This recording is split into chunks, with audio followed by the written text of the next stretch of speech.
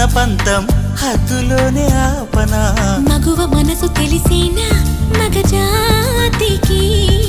మొగలి మొనలు తగిలేనా లేత సోయగానికి కూత దేనికి